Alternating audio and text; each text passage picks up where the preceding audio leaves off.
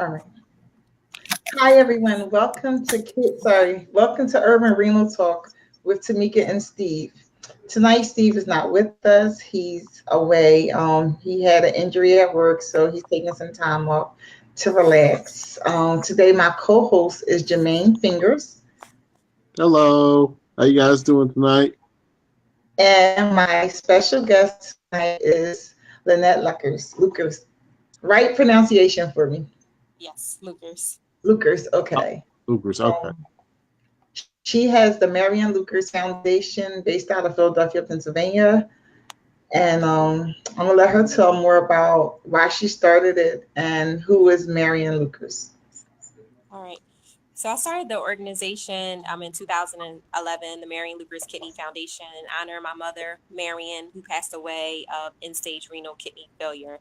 My mom was on dialysis for about 5.5 years. It all began, she was a diabetic, was about a diabetic for about 17 years. One day she passed out in the bathroom. We found her on the floor, and she was in a diabetic coma for about a month and a half, and also lost one of her kidneys. She struggled with diabetes, obesity, and then also just everyday life stress that really impacted her health. And about 17 years battling diabetes, she ended up having a massive heart attack about 5 days after my grandmother passed away, after we buried her. And as a result of having the heart attack, she was placed on dialysis to remove the fluid. And she was on dialysis for about 5.5 years, was very reluctant to go on the transplant list. I tried to convince my mom to go on the transplant list at the beginning. She told me no, she didn't want to do it. Also, I wanted to see if I would be a potential match. And at the time being, I wasn't aware as far as what would be a good match. My mother told me at the time being that I couldn't be a donor because I would never be able to have a child, which is totally a myth. And to if you're a donor and you decide to have a baby, you have to wait 2 years. So my mom didn't want me to get tested, and also if I was a match to donate my kidney because she thought I couldn't have a child, and I, at the time being, was unaware about the information that was out there. So my mom was on dialysis for 5.5 years. Her health declined, and she passed away. And as a result, she passed away in 2009. And about 2 years later, I started the Marion Luckers Kidney Foundation in memory of my mother, and to raise awareness about kidney disease and prevention, and to support minority communities. Being my mother being on dialysis at the time, wasn't really knowledgeable about a lot of the resources at that time. In 2004, we didn't see as many dialysis centers in the community as we do Mhm. now in 2018. So the dialysis centers were more scarce. Now you see them, in a few mile radius. So it's definitely rising within our communities. So I started the organization in memory of my mom, and then and also to help families. How do you navigate this process when your loved one is on dialysis? What does that mean? The challenges of that, I know for myself, my mom was on dialysis. I really didn't understand the water intake, how much water she could take each day, simple things of I can eat watermelon and salad and different fruits, but some of those fruits contain a lot of water, and then my mother would end up, surpassing her water intake for the day. All right. Okay. So, what exactly does the foundation Oh, do? okay. The Marion Luckers Kidney Foundation. Thank you, Tamika. The Okay. Marion Luckers Kidney Foundation. We provide financial assistance to patients who are on dialysis, providing non-medical assistance for non-medical expenses. Also, we started a scholarship about 2 years ago, so this is year number two, for high school graduating seniors impacted by kidney disease. So they can be directly impacted, they could be on dialysis or receive a kidney transplant. They also can have a parent, grandparent who is on dialysis as well as receive a kidney transplant. And the purpose of it is to support higher education, so that individual can be attending college or a trade school, just providing support and assistance. And we also have each year our Vera Williams Holiday Helping Hands. This will be year number 6 this December, where we give Christmas items for the holidays to dialysis patients at Wynwood Dialysis Center and Lincoln Hall Hospital. And we started the Vera Williams Holiday Helping Hands in memory of Miss Vera Williams.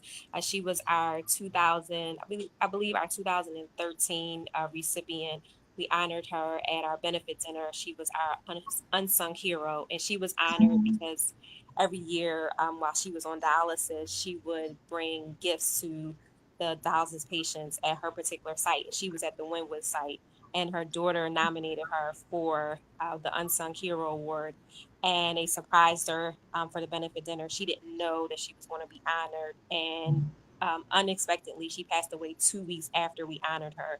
And so, in maintaining her memory, we started the Vera Williams Holiday Helping Hands. That was the project that she did, just helping her own peers on dialysis each year. So we wanted to maintain that memory and keep that alive. Yeah. Oh, that's so nice. I'm sorry, I just got all warm inside. That is so nice to keep her memory alive. Like a lot of people just wouldn't do that, and that was, I know that really touched her family. Yes. It touched her Yes. family. So Jermaine, I got a quick question. So how many students have you helped so far with that scholarship?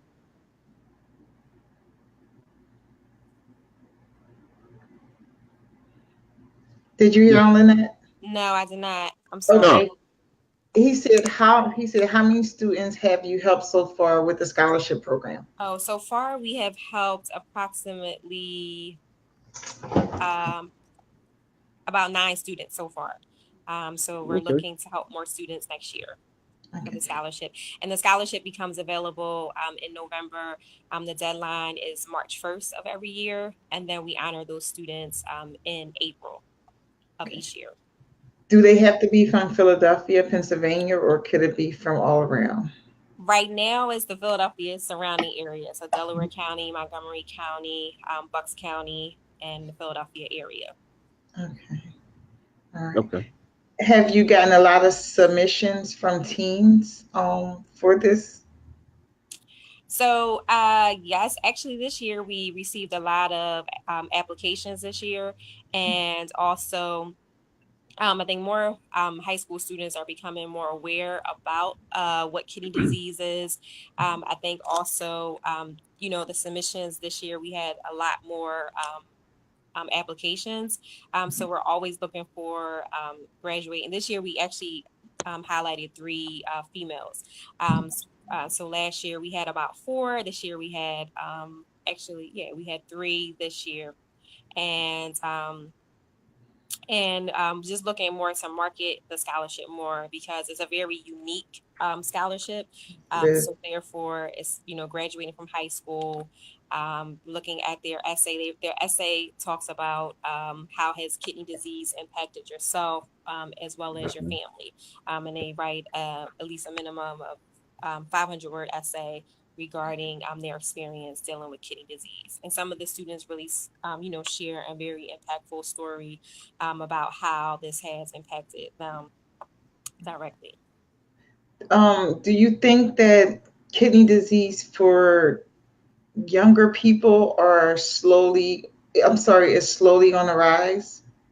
Yes, definitely. I believe it's on the rise. I think that some people don't think that there's that young people can get kidney disease. I think that people assume that this is a disease that only impacts elderly population, which is totally not true. This is sometimes hereditary, sometimes based upon the medication that we take. And I've been seeing more and more young people impacted by kidney disease, surprisingly. And I think some people just need to be aware, diabetes, all those things impact our health, and early intervention is really important. Right. So we have a guest question. Well, it's not a guest. It's actually Steve. Well, he is a guest. Um, Um, so he wants to know, how do you obtain funding for this? Funding has been applying for grants. A lot of it has been honestly me supporting a lot of the initiatives, local support, community members, family and friends. Awesome. Also, what was the hardest obstacle you had to overcome with this foundation? Hardest obstacle. I would say, every day is sometimes you present different challenges. I would say probably being a small organization, sometimes being a minority organization can be a challenge. And, when you're competing with, there's other big organizations out there. And so sometimes that can be challenging, and just being brand new. So I think Right. it's based upon like building longevity, also sustainability, and people looking at you, taking things seriously. I noticed that when last year I started the scholarship for high school seniors, that changed the shift as far as people supporting. I noticed sometimes I think people are more willing to give to youth than they are to adults, sometimes. And I think also with kidney disease, it's hard for people to understand it. They're not impacted or they don't understand it unless they have someone directly in their family who's dealing with it. I think it's different when you have someone who's promoting cancer, breast cancer.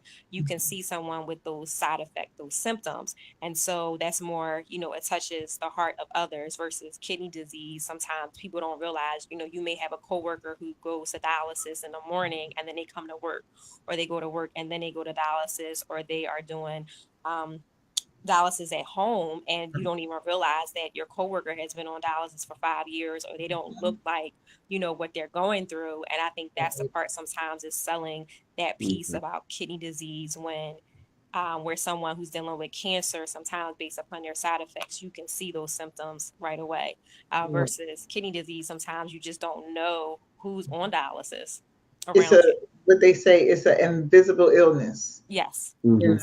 know, yeah, wow. I just wanted a quick thank you, because every time I wanted to like give up on kidney matters, I would kind of like watch you and like, okay, but she didn't stop, I'm not gonna stop. And Yes, sometimes I was definitely. like, well, I like you said, people don't take you seriously. And I remember the time I was just trying to sell bracelets just so I could give free product away to my Right. patients. It was hard, and just get people, just getting people to like latch on to what I'm trying to do.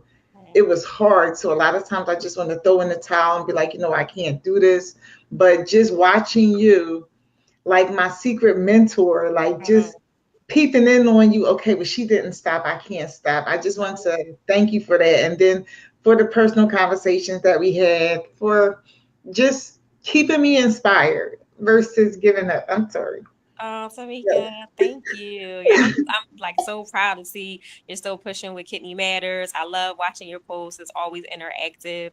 And you definitely are talented and creative with your ideas. So just the fact that you're doing the TV segment every Thursday, I know this is something that you've talked about for a while. So seeing everything come to fruition is really very encouraging, and I'm happy for you.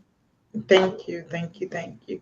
So, Hey, Jimmy, do you Tamika. have any questions? Yeah, I do. How well is she received in both white and black communities with her organization? And You may have to repeat his questions, Tamika, because I can't. Okay. He said, "How well are you received in the black community and in the white community? yeah, both. Like, which one Yeah. do you get more? I should say, love from." Right. Probably more so the Black community. I would say slowly connecting with uh, the mainstream Okay. communities, but I think it's that's going to take a while, definitely. But it's Right. getting there. I Oh, definitely have like a good support system with the Gift of Life donor program. And I've been working with them for the past couple years, so that has been good as far as developing that partnership. So, do you believe that reaching out to children will help? Not well, we can't cut out kidney disease, but it will help raise more awareness and have them more aware of what they're eating, and kind of cut down on so many children being affected with kidney disease. right. Yes, I think probably that has to also start with the parents as well, as far as for parents to understand the importance of healthy eating and what, sometimes we feed our children. I know a lot of times you and Steve post different things about what's sold in the dollar store and Right. in Yeah. the corner stores. And Yeah. sometimes, in the morning we just let, I'll see children going to the bus stop first thing in the morning and they're eating chips and drinking a hug full of juice, I mean full of sugar. And those things, definitely impacts as far as like what we're feeding our children, which starts from the parents, and then also educating the parents and educating the children is really important so they can understand what Right. they're putting into their bodies. Yeah. Right. So when you drive around, do you notice the difference in the neighborhoods from the dialysis centers, like the quantity of them versus, Yes, so definitely in the more urban areas, I'll see dialysis centers very few blocks away from each other, especially in Southwest Philadelphia, the West Philadelphia area. I noticed in the suburbs, you may see two versus every couple blocks. And I definitely feel they're Wow. set in those areas based upon our population. yes. Even in the Northeast now, I'm noticing more dialysis centers, especially the areas that are predominantly Black and Latino. Start seeing the dialysis centers in the Northeast, where before you wouldn't see the dialysis centers, but now we're moving in that area, so you're seeing those in that area. Mhm. They're on the corners like liquor stores, basically. Tamika. Jermaine said they're on the corners like liquor stores. Yes, Yes, Jermaine, they yes, are. yes, They really are. There's one. I don't live that far from like 49th and Market, yes. but You're talking about the there's one. It's like the three. condos, and then they have Yeah. the dialysis center across from the Family Yes. Dollar. So they have one. They have four within a mile radius. Hmm. Within Wow. a mile and a half, there's three, 2 blocks away from each other. Right, right. And then there's another one that they just built secretly on 48th and Brown. Yes, I saw that one because that's right in between the condos. The Yes. allegedly the Mhm. condos. Yes, Yeah, allegedly. yes. Yeah. Yes. So it's really running crazy out east on the kidney failure. Yes, Jermaine, it is. Jermaine said it's really crazy out on the east. Well, where there's a cluster of people living, that's where it seems to be the most kidney disease Mm-hmm. is affected by like diabetes and hypertension. Like there's Right. kidney disease all over, but in these cluster, these urban areas, not just a Black area, urban, whereas a lot of people seems to have a high rate of diabetes and hypertension. So is it more you think of the baby boomers Yes. that are Was that a question or that were are, you that making a are statement? I'm clustered sorry. No, I together? was making a statement. I'm Oh, sorry. okay, okay. I was answering Jermaine's question. What'd you say, Jermaine? Is it more of the baby boomers since it's so close and clustered together back east, or you think it's more the young people now? It seems like, in my opinion, it's more. I see more baby boomers in my center. Mhm. And like, well, there's, let's say, my center is like 5 miles apart from the nearest one, so guess that's the area I live in. But I see more baby boomers. Do you guys see more? Because I know you work in one, Tamika. Is there more baby boomers that you see, or is it more young folks now at I'm going work? to ask Lynette. Lynette, do you see more people, baby boomers, on dialysis or younger people? I would say it's a balance of both. Now Yeah, we definitely yeah, see baby yeah, boomers. definitely. I Mhm. think with the baby boomers, they're least likely to want to be placed on a transplant list, Right. because they feel some of the baby boomers I speak to will say, "Well, I'd rather allow that kidney to go to someone younger. I have about 5, 10 more years left, so I'll just stay on dialysis." I Wow. also see a lot of individuals in their early 20s on dialysis, Mm-hmm. still trying to work. And then also more individuals who have lupus based upon the medications that they take end up being placed on dialysis. Okay. True. Um, so from what you learned now, Hmm. prior to what you knew when your mom was on dialysis, what is your biggest takeaway? Like, what is your biggest lesson that you learned or I would information? say, well, for me, encouraging individuals when they have a loved one that's sick to go to the doctors with them. Definitely, keeping up on top of what's going on with their health, really important. The importance of reading. You have everything now available online.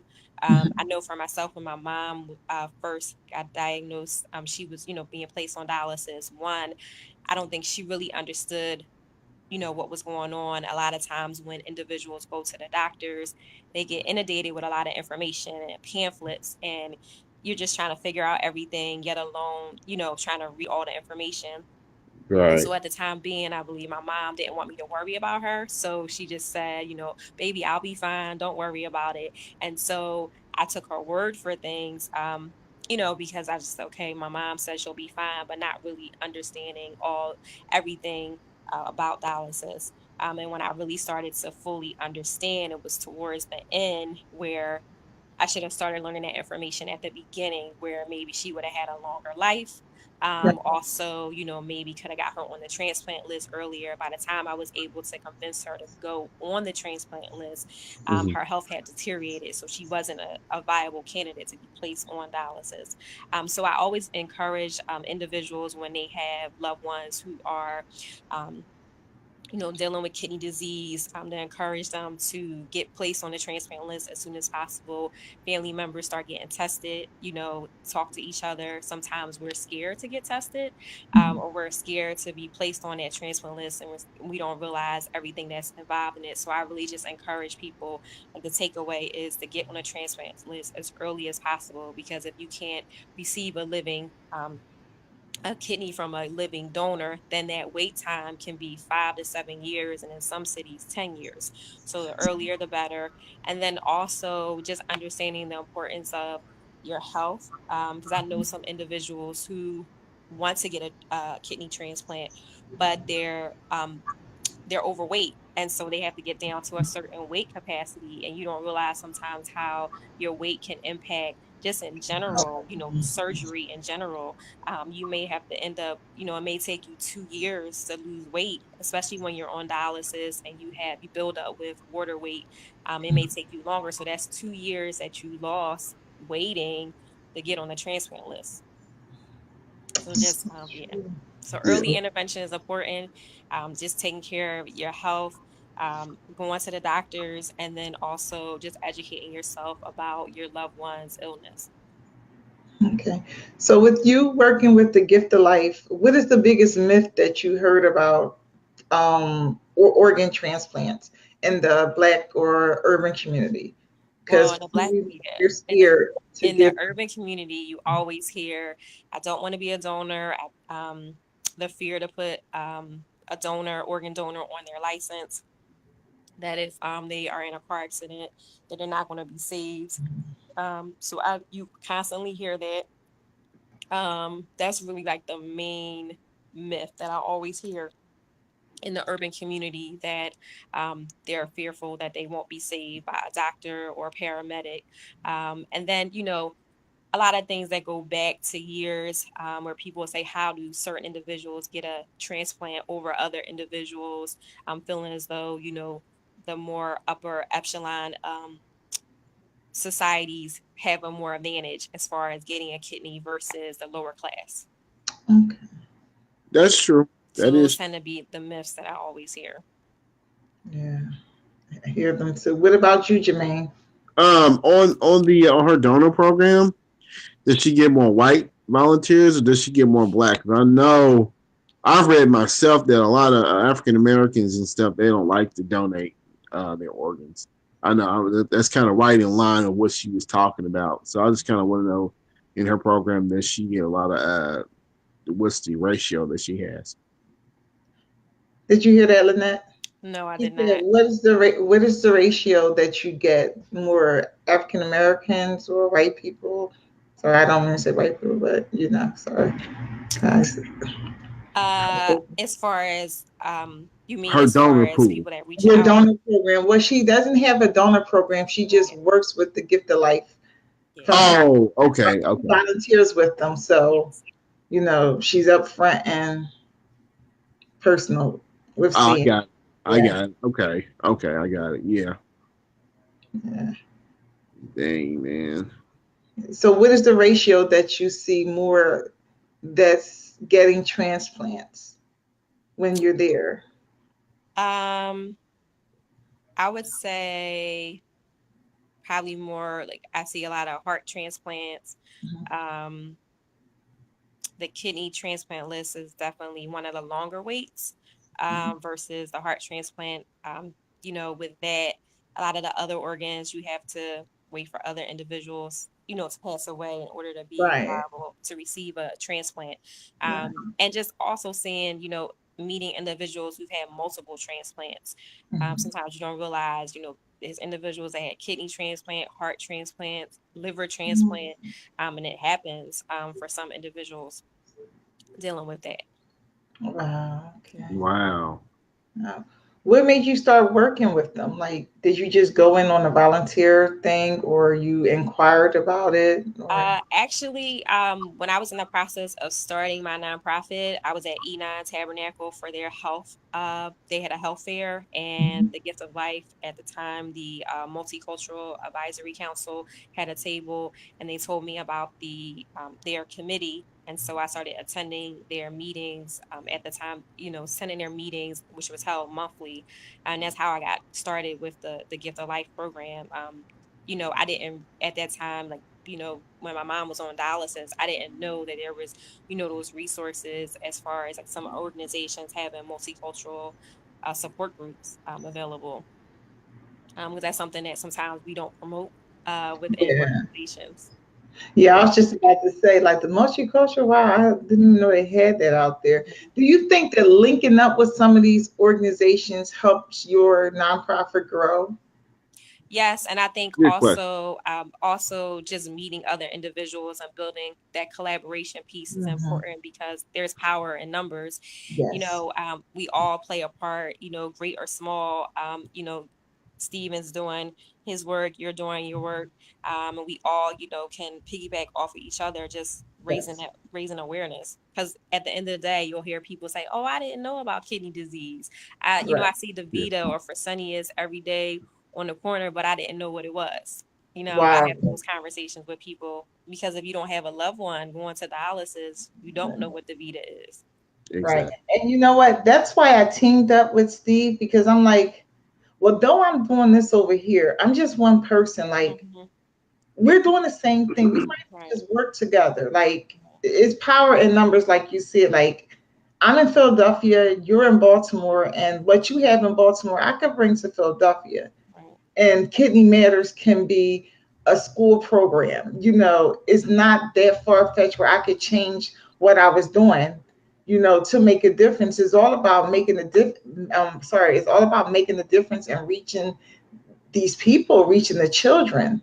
Right. I know we can't put an end to kidney disease, but we could put a mark on it. We could raise awareness. We could make change. We could let people know about the foods that they're eating and the nutrition and what they're putting in their body. Like, it's so important. And also ask questions. Like, ask your doctor questions. Don't just say, "Oh, well, you got to go on dialysis." Ask why. Right. You know.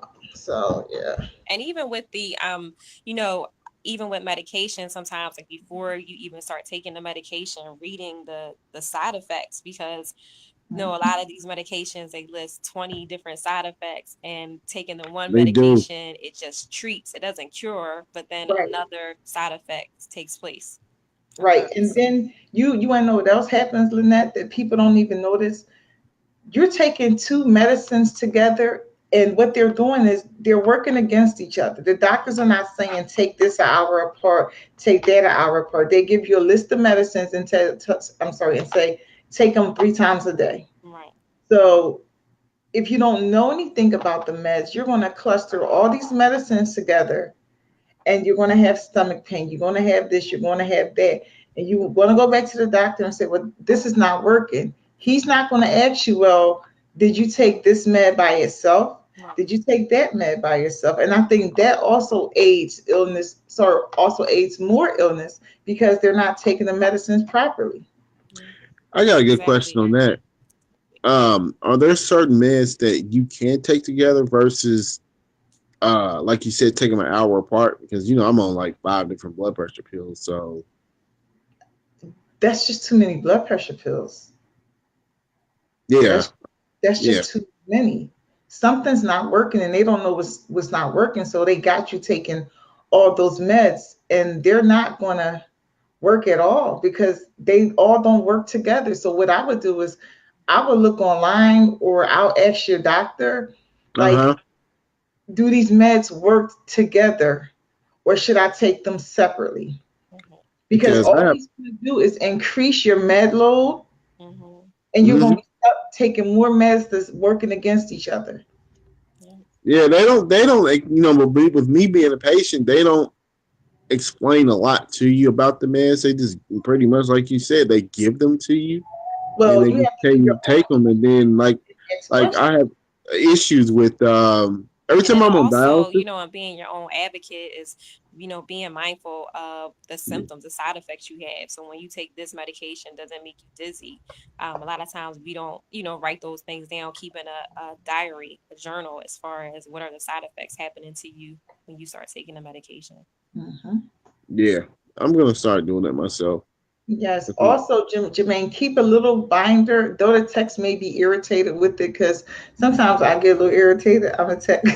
And listen, I'm not gonna lie. Sometimes I have my bad days. Like you want to know that now.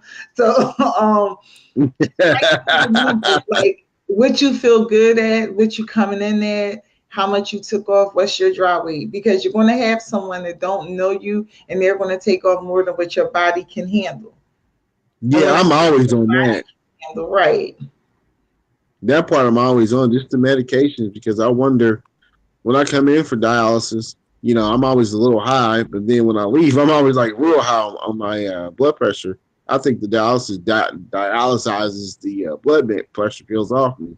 Well, first, when you walk in anywhere, your blood pressure is going to be high Mhm. because your adrenaline, Oh and yeah, you may be anxious, so you may have some anxiety too. So, like I my do, I do. first two pressures, I don't document. Y'all, yeah, let's take it again. Once you set up your chair and you relax and stuff like that, then I'll have them take the blood pressure again. But the blood pressures be too high, and then the doctors want to come in and give you more meds when you're just anxious or you're just running in there trying to get to your chair. Yeah,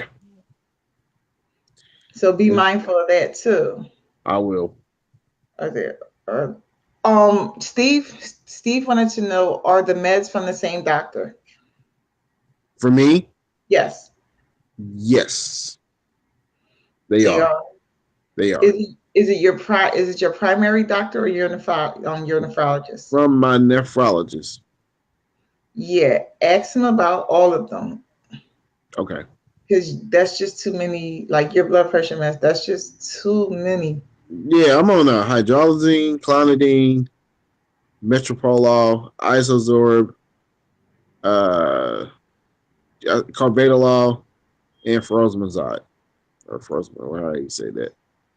Yeah, that's just too many. Something should work, and the reason why those are not working because they're working against each other. I doubt all of them are you supposed to take them as a cluster. They're not a cocktail.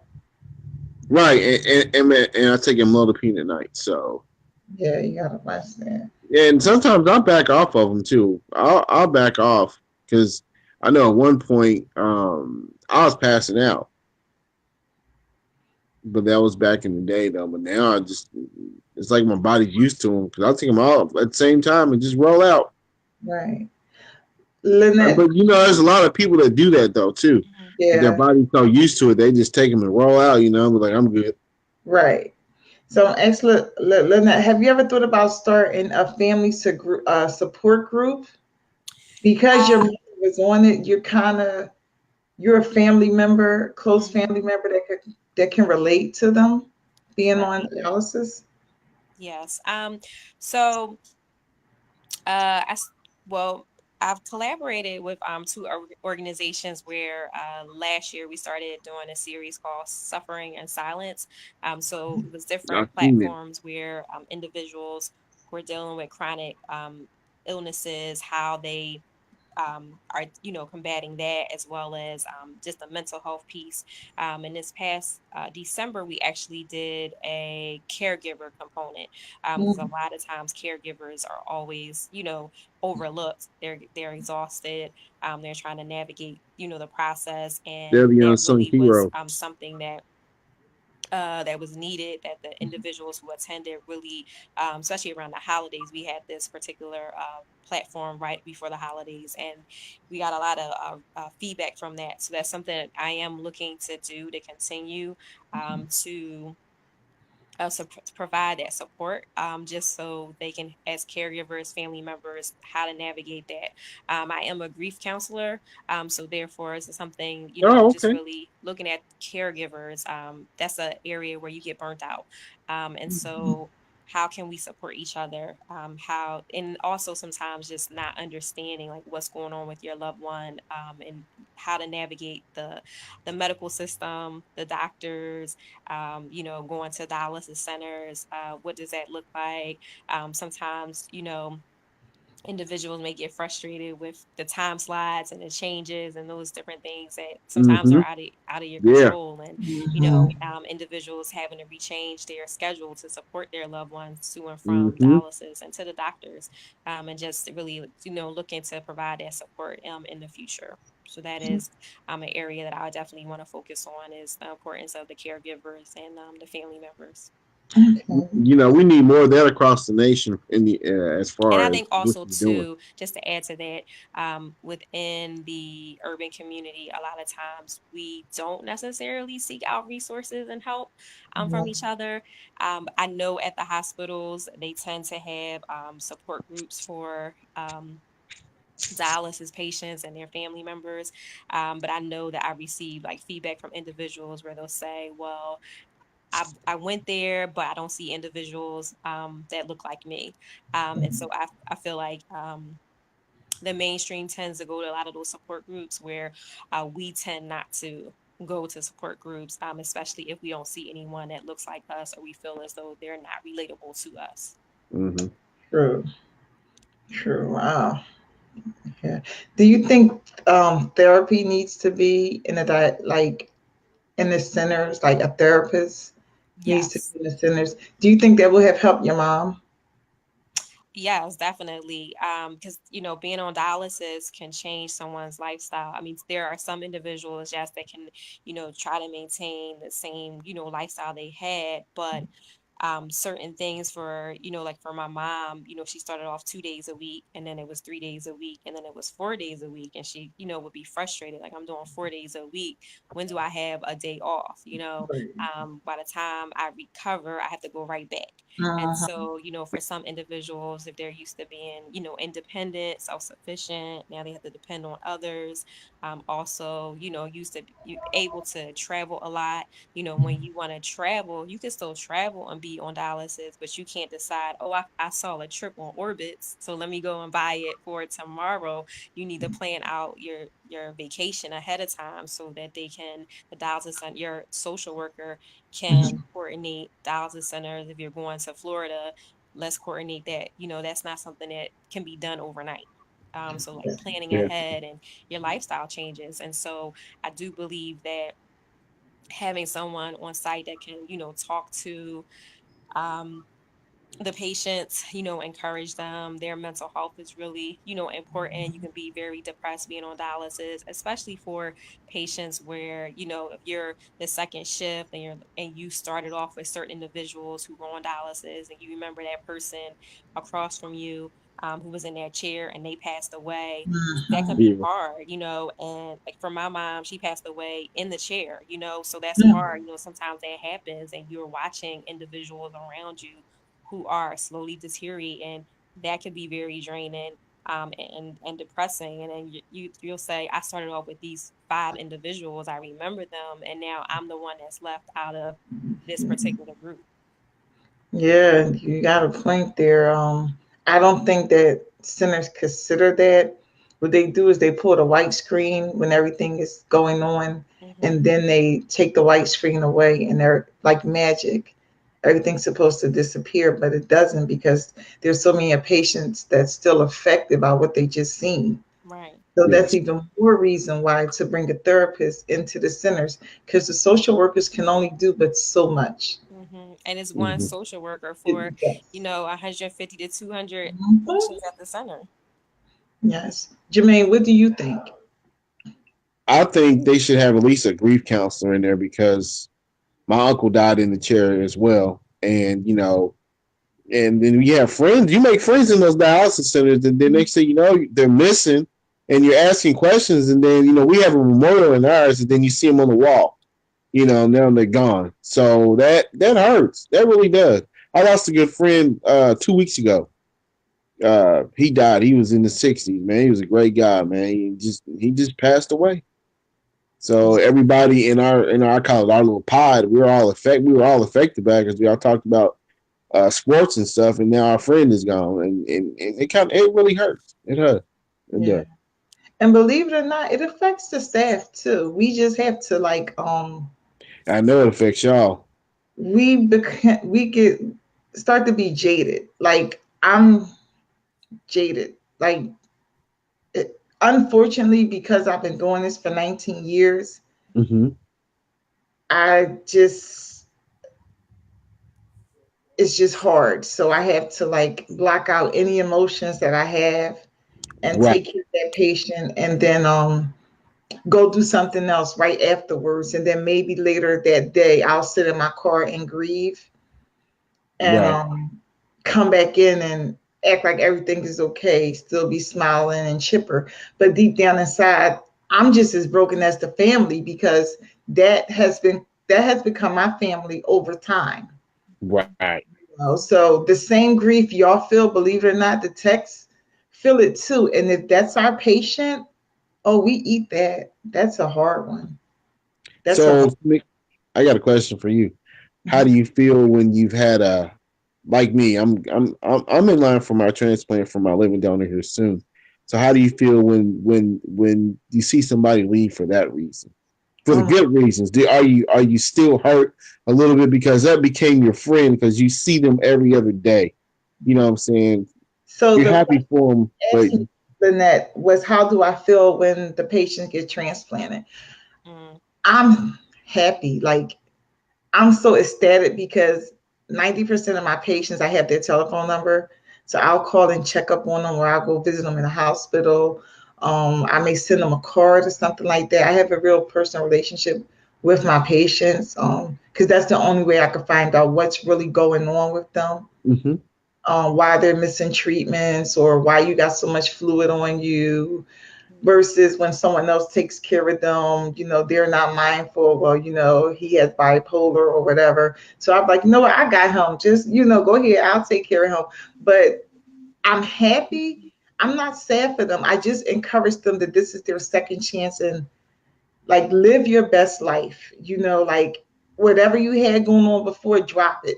Don't worry about who said this in the family or whatever issues they had going on. Just live your best life, go to school, start over. A lot of times you don't get right. second chances. So, not to say don't mess it up, but just take Right. advantage of this opportunity. And this is not a cure, it's a treatment. So, take care of your body all over again. Right. That's what I tell them. Good to hear. Yeah. Yeah. So, do anyone out there, any other viewers, have any questions for Lynette? Steve, you have any questions? Thank you once again, Lynette, for coming on. Okay, thank you. Thank you. Bye bye. She's not leaving yet. Oh, she, I thought you, that's bad. You have 10 more minutes with her. Don't rush her off. I ain't trying to get rid of my bad. No. No, I appreciate Lynette. And she got a Facebook? She does have a Facebook page. Lynette, how can people contact you?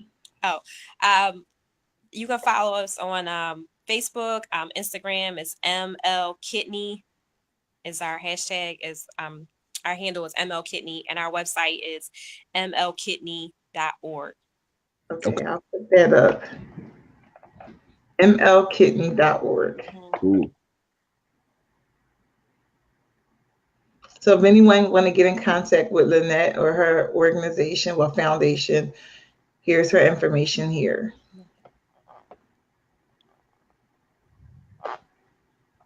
Lynette, have you been into the schools? I've been to some of the schools, yes, to do presentations about kidney disease. And then some students say, well, just they didn't have like the knowledge, especially not even understanding, what their loved one is going through. As we say, in the community, oh, my grandmother, she has sugar. Oh, that's diabetes, Right. So just learning the correct terminology. Right. I think, me personally, and I always ask this question because I feel like it's needed. I feel like if we could get to the children, we could get to their parents. Me being a parent myself, I could tell my child, you know what, Tyler, don't ask me for anything when we go in the store. And the minute we get in the store, he's like, Mom, can I just have this? And I'm looking at him like, didn't I just tell you? But then guess who's walking out with the Power Ranger? Tyler's walking out with the Power Ranger because he worked me enough that now he has this Power Ranger. So I think children have power, over the parents. And maybe like if we could talk more to the children and make them aware, it'll make the parents aware. Right. Yeah. Yes. That's just me thinking, from a parent's perspective when it comes to kids, because they're very persuasive and they're persistent versus adults would just give up. Children, they're going to keep asking you. Yeah, they will. Can I have? Can I have? Can I have? As much as you say no, you're going to wind up digging in your wallet and giving it to them and rolling your eyes and snatching. Like, let's go. So, yeah. So, yeah. Is there anything coming up that you would like people to know about your foundation? We have coming up our annual bowling party. So that'll be in Bowling for a Cause. That'll be this October at Thunderbird Lanes. And then looking to do about maybe 2 more workshops this year for caregivers, and just talking about the importance of, maintaining your mental health and being a caregiver. Yeah. That is so true. So Mercedes, she was our guest 2 weeks ago. She wanted to know, does anyone else in your family has chronic kidney disease? Actually, no, just my mother. She was the only one. Wow. Wow. These interesting for that too. Because a lot of times where there's one person that has it, there's someone else in that line that have had it or someone else has it. Right. Yeah. I mean, diabetes, yes, runs in the family. But my mom was like the only one that impacted her as far as her kidneys. Okay. So do you eat differently knowing what you know? Yes, definitely. I definitely eat differently. And try to definitely do my best as far as being mindful of the things I eat, portion sizes, as well as just exercising is really important. Movement in your body is really key. I'm gonna try to do that. And promoting healthy awareness. I mean, granted, I still have like I love my sweets, but just being everything is in moderation. Right. So, what would you say? This is my last question too. So, what would you say to a daughter out there whose mother just got on dialysis and she's trying to deal with it? I would tell that particular daughter to definitely to not get discouraged. It's not. Some people will look at being on dialysis as a death sentence, in the sense of it does change your lifestyle, but how can you still have a livable, a healthy lifestyle for that person? I would probably encourage, one of the things that I didn't know about was doing, home dialysis, and you have a longer lifespan when you're not at the dialysis centers. So just seeing like what would be the good fit, the different types of dialysis is really important. And then just really like staying encouraged and building your support system is really key. I would say for a daughter who has, a mother who's on dialysis, and it can be challenging seeing them on dialysis. You have to stay encouraged, and seeing your mother on dialysis can be sometimes frustrating. And I would say maybe just getting, you know, how can you support that person? How can you support your mother, like seeing what she needs, Uh-huh. and also even changing your own diet, and lifestyle as well, to help to aid that person. Okay, awesome. Jermaine, do you have any more questions? No, I don't. No. Everyone, even as a patient, like with your family, what do you need from your family during this transition? Because there may be a caregiver out there watching that don't know how to help their loved one. For Hmm. So, me, the patient perspective, yes. patient back. I just need the love and support from my family and caregivers. Sometimes though, being a patient, it can be lonely out here being on dialysis. Right now, I'm the only one in my family that is on dialysis. Because my grandmother and my uncle both passed that were on dialysis, so it kind of runs in the family for me. So I just try to keep them aware as well. And like I said, my fiance, she helps me out. I eat right. She makes sure that I don't drink a lot. I keep my fluids down. I'm not even on a fluid restriction from the doctor because I actually restrict myself. So I'm just be mindful of everything I do and be my own advocate basically. And I try to help as many people as I can. But as far as somebody dealing with it that's got a family member that's on dialysis, just kind of ask them a lot of questions. They can help them out and just actually listen to them. That's the Right. and listen to them because some days we have bad days, and in the beginning they don't know what's wrong with you. Right. Just communicate with them, man, and I think it'll help out a lot. Okay. So we just got both sides. We got from caregiver and from patient, and both of them on both sides, just supporting and listening and learning to understand the disease on both sides. Yes, that's the key. Hmm. I think they'll really work out and educate yourself. Like you have to educate yourself on what you have, Jermaine. Like you cannot just let the doctors give you anything.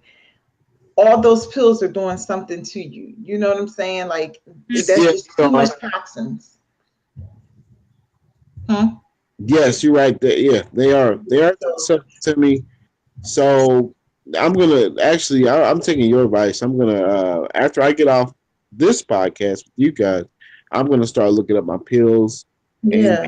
I'll see him. My doctor. I'll probably see him tomorrow, and I'll ask him.